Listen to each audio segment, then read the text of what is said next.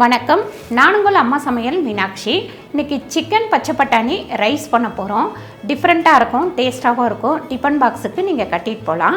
அதுக்கு சைடிஷாக முட்டை கிரேவி பண்ண போகிறோம். இதுவும் வித்தியாசமாக இருக்கும். வாங்க எப்படி பண்ணுறதுன்னு பார்க்கலாம். பூண்டு ஒரு 10 பல் கொஞ்சம் நல்லா கட் பண்ணி வச்சுருக்கேன். இந்த சிக்கனில் சேர்த்துலாம். சிக்கன் பார்த்திங்கன்னா நான் ஒரு எலும்பு கூட இல்லாமல் இந்த மாதிரி கட் பண்ணி வச்சுருக்கேன். கட் பண்ணி நல்லா கழுவி எடுத்து வச்சுருக்கேன். Chicken 400 gram chicken. அதுக்கப்புறம் இஞ்சும் நல்லா பொடியாக நறுக்கி வச்சுருக்கேன்.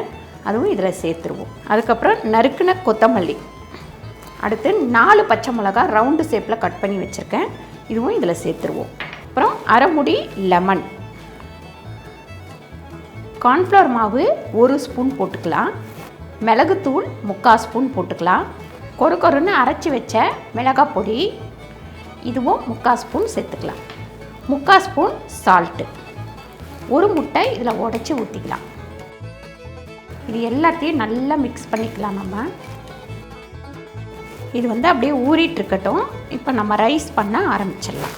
ஒரு 5 ஸ்பூன் கிட்ட எண்ணெய் ஊற்றிக்கலாம். நம்ம எண்ணெய் நல்லா காயட்டும். 2 வெங்காயம் நீட்டு வாக்கில் கட் பண்ணி வச்சுருக்கேன். அதை இதில் சேர்த்துக்கலாம். பச்சை பட்டாணி ஒரு 3/4 பவுல் வச்சுருக்கேன். அதாவது 100 கிராம். நம்ம சிக்கனுக்கு உப்பு போட்டாச்சு. இது ரைஸுக்கும் இந்த வெங்காயம் பட்டாணிக்கு எல்லாத்துக்கும் சேர்த்து ஒரு 3/4 ஸ்பூன் உப்பு போட்டுக்கலாம். பாருங்கள், மிக்ஸ் பண்ணி வச்சுருக்கிற இந்த சிக்கனை இதில் சேர்த்துடலாம். இந்த சிக்கனில் இருக்கிற தண்ணி வரைக்கும் போதும். இதை மூடி வச்சுட்டு கொஞ்சம் சிம்மில் வச்சிடலாம். ஒரு 5 நிமிஷம் அது அப்படியே இருக்கட்டும். இப்போ இதை நம்ம ஓப்பன் பண்ணிவிட்டு நல்லா கிண்டி விட்டுக்கலாம். மறுபடியும் நம்ம ஒரு 3/4 ஸ்பூன் மிளகுத்தூள் சேர்த்துக்கலாம். ஏன்னா இதில் நமக்கு காரம் பச்சை மிளகாவும் மிளகும் தான். மறுபடியும் மூடி ஒரு 5 நிமிஷம் இருக்கட்டும். பாருங்கள், பாஸ்மதி ரைஸ் 1.5 அளவுக்கு நான் வடித்து எடுத்து வச்சுருக்கேன். இந்த மாதிரி உதிராக இருக்கணும். இப்போ நமக்கு டிஃப்ரெண்ட்டான சிக்கன் ரைஸ் ரெடி ஆயிடுச்சு. இதை இறக்கி வச்சுட்டு முட்டை கிரேவி பண்ணிக்கலாம். இப்போ நம்ம முட்டை வேக வைக்கிறதுக்கு தண்ணி ஊற்றிக்கலாம். இந்த அளவுக்கு தண்ணி போதும். தண்ணி நல்லா கொதிச்சுட்டே இருக்கட்டும். அதுங்காட்டி முட்டையை நம்ம எப்படி உடச்சி எடுத்துகிட்டு வர்றதுன்னு பார்க்கலாம். பாருங்கள், இதில் கொஞ்சமாக தண்ணி விட்டுக்கோங்க. ஒரு கப் எடுத்து இல்லை ஒரு பவுலில் அந்த மாதிரி தண்ணி விட்டுக்கோங்க. முட்டை பார்த்திங்கன்னா ஒரே ஒரு அடியில் மஞ்சக்கரு உடையாமல் இதில் உடச்சி ஊற்றிக்கணும். பாருங்கள், தண்ணி நல்லா இந்த மாதிரி கொதிக்கும் போது இதில் உப்பு சேர்த்துடலாம். நம்ம அதுக்கப்புறம் கொஞ்சமாக மஞ்சத்தூள் சேர்த்துக்கலாம்.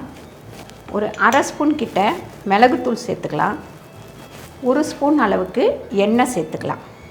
தண்ணி இந்த மாதிரி கொதிச்சிட்ருக்கும் போது இப்படி பொறுமையாக நம்ம இந்த முட்டையை இதில் ஊற்றிடலாம். ஃபுல்லாக மூடாமல் இந்த மாதிரி மூடி வைங்க. இப்போ முட்டை கொஞ்சம் நல்லா வெந்துருச்சு. ஹையில் வச்சுட்டு அதுக்கப்புறம் நான் கொஞ்சம் சிம்மில் வச்சுட்டேன். இதை எடுத்து ஒரு தட்டில் வச்சுக்கலாம். இப்போ முட்டை தொக்குக்கு எண்ணெய் போட்டுக்கலாம். ஒரு 5 ஸ்பூன் போட்டுக்கோங்க எண்ணெய். எண்ணெய் நல்லா காயட்டும். வெங்காயம் ஒரு பெரிய வெங்காயம் நல்லா பொடியாக நறுக்கி வச்சுருக்கேன். இதில் சேர்த்துக்கலாம். இப்போ இந்த தொக்குக்கு நம்ம ஒரு அரை ஸ்பூன் உப்பு போட்டுக்கலாம். ஏன்னா முட்டையில் ஏற்கனவே நம்ம உப்பு போட்டுட்டோம்.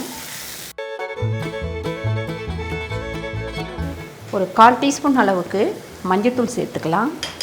தக்காளி 2 தக்காளி பொடியாக நறுக்கி வச்சுருக்கேன். அதையும் இதில் சேர்த்துப்போம். வெங்காயம் தக்காளி நல்லா வதங்கினதுக்கப்புறம் ஒரு 3/4 ஸ்பூன் கிட்ட வெறும் மிளகாத்தூள் சேர்த்துக்கோங்க.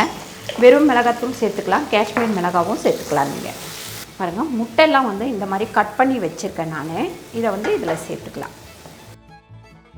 பாருங்கள், முட்டை ஏற்கனவே வெந்துருச்சு. அதனால் இப்போ ஒரு 2 பெரட்டுனா போதும். இப்போ அடுப்பை ஆஃப் பண்ணிவிட்டு எடுத்துடலாம். சூப்பரான டிஃப்ரெண்ட்டான சிக்கன் ரைஸும் நம்ம முட்டை கிரேவியும் பண்ணியிருக்கோம். இது நம்ம ஆஃபீஸ் கூட எடுத்துகிட்டு போகலாம். நீங்கள் ட்ரை பண்ணி பாருங்கள். டிஃப்ரெண்ட்டாக இருக்கும். டேஸ்ட்டும் ரொம்ப நல்லாயிருக்கும். இந்த வீடியோ உங்களுக்கு பிடிச்சிருந்தா லைக் பண்ணுங்கள், ஷேர் பண்ணுங்கள், சப்ஸ்கிரைப் பண்ணுங்கள், ஃபேஸ்புக்கில் ஷேர் பண்ணுங்கள், மறக்காமல் கமெண்ட் பண்ணுங்கள். நன்றி, வணக்கம்.